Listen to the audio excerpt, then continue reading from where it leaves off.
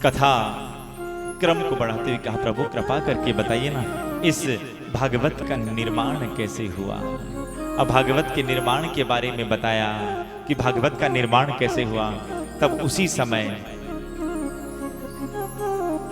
जो सूत जी महाराज है सोनकादिक ऋषियों को कहते हैं, ऋषियों एक बार की बात है, सम्मिप्रांस आश्रम जहां पर वेद व्यास जी महाराज विराजे हुए हैं और वेद व्यास जी महाराज बड़े दुखी हैं और बड़े दुखी है ना, तो आज सम्मिप्रांस आश्रम के भीतर स्वयं नारद जी पधारे और नारद जी ने पधार कर एक ही बात वेद व्यास जी महाराज को कही कि अरे वेद व्यास जी महाराज, प्रभु आप इतने उदास क्यों हो, आपकी उदासी का कारण क्या है। तो वेद व्यास जी महाराज ने कहा, अरे मेरी उदासी का सबसे बड़ा कारण है ये कलयुगी जीव। अरे इन जीवों का उद्धार कैसे होगा, इनका कल्याण कैसे होगा। अरे एक वेद के मैंने 4 भाग किए पर वेदों की गूढ़ भाषाओं को ये कलयुगी जीव नहीं समझ पाएंगे। तो मैंने 17 पुराणों की रचना की, महाभारत की रचना की, पर लोगों ने भ्रांति फैला दी कि महाभारत घर में नहीं रखनी चाहिए, महाभारत को घर में रखने से महाभारत हो सकती है, लेकिन गलत बात। अरे महाभारत को बिल्कुल पढ़िए, आप घर पर रखिए। ये केवल और केवल विदेशी आक्रांताओं के कारण से ये जो विदेशी संस्कृति, भागवत महाभारत के भीतर तो वही गीता का उपदेश है साहब। महाभारत को तो सुनने और श्रवण पान करने से हमें जीवन जीने की कला प्राप्त होती है कि किस प्रकार भाई भाई को रहना चाहिए और किस प्रकार से भगवान ने अर्जुन को उपदेश दिया। सारी बातें इस संसार को जीने की जितनी भी कला है ना, आप चाहो तो महाभारत से सीख सकते हो। महाभारत का भी हमने खूब रचना की पर फिर भी मेरे मन में शांति नहीं मिली। अरे ये कलयुगी जीव तो भोग में लगा हुआ है, इसका मन भजन में कब लगेगा साहब, कब भजन में लगेगा।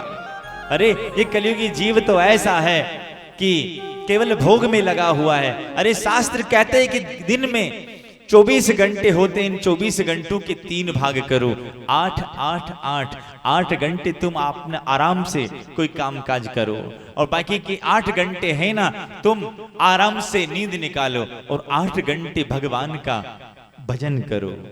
ये जीव कहेगा राम राम भगवान का भजन, वो भी 8 घंटे। महाराज ये 8 घंटे सोने के हैं, मैनेज कर लेंगे, ये 8 घंटे काम काज के देख लेंगे, पर ये 8 घंटे भजन के हैं ना, इनको थोड़ा कम कर दो। अच्छा एक काम करो, 3 घंटे भगवान का भजन करो।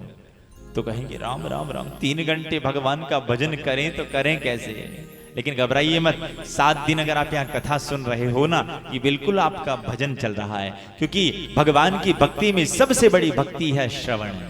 कथा को सुनना 1 नंबर पर बताया गया है कि श्रवणम कीर्तनम, और कीर्तन को दूसरे नंबर पर। तो आप भगवान की कथा सुन रहे हो ना, ये कथा सुनना भी भगवान की भक्ति ही है।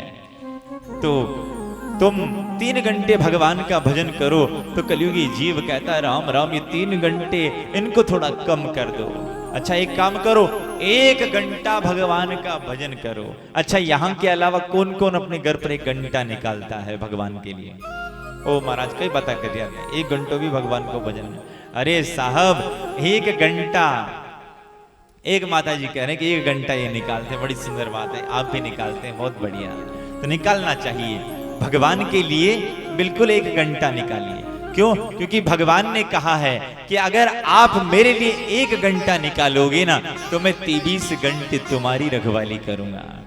भगवान का की वाणी है कि मेरे लिए कुछ समय खर्च करके तो देख, तुझे मूल्यवान न बना दूं तो कहना। भगवान के लिए कुछ खर्च करके तो देखो। पर ये कलयुगी जीव है ना, ये कलयुगी जीव तो ऐसा कि भजन में नहीं लगता है, और कहीं भोजन हो ना, उस भोजन में तो ऐसा लगेगा कि राम राम मजा आ जाए। सुबह भोजन किया, दोपहर में कोई मनवार कर ले कि जिमा की और जिम ले, फिर शाम का नंबर आ गया तो शाम को जिम लेंगे। माने भोजन के लिए 3 बार, हम तो कहेंगे कि भोजन के लिए अगर कोई 4 बार भी कह दे तो वो राह का मनवार राह का है ना। और भजन के लिए 1 बार भी कहा जाए ना, कितना जोर लगता है साहब, है ना, कितना जोर आता है भजन के लिए। और भोजन के लिए ऐसा, एक बार कोई लाला जिम रहे थे और जिमते जिमते योग ऐसा बैठा उसकी आदत थी, खाता ज्यादा था और इतना ज्यादा खा लिया कि 3 पंगत उठी ना, उस तब तक खा ही रहा था। अब चौथी पंगत उठी तो अब उससे उठा नहीं गया। अब जब उससे उठा नहीं गया ना, अगल बगल वाले ने बाह पकड़ के उसे बैठा किया। अब उसने कहा कि राम राम, मुझे अपने घर पर छोड़ दो, मन मारा घर छोड़ दो, कहीं मारो चाल ना रही हो। इतना खा लिया कि अब चल ना सका। अब इसकी बाह पकड़ी और बेचारे को घर पर धीरे धीरे छोड़ने के लिए आए और भीतर से उसकी माँ निकली। और माँ निकली तो कहा क्या बात हो गई? अरे इसने खा ज्यादा लिया है ना, इसलिए हम इसकी बाह पकड़ कर लेकर आए। और इतने में उस माँ ने जोर से तमाचा उस छोरे को लगाया और कहा कि तूने अपने बाप की नाक कटा दी। तो अगल बगल वाले देखने लग गए कि बाप की नाक कटा दी।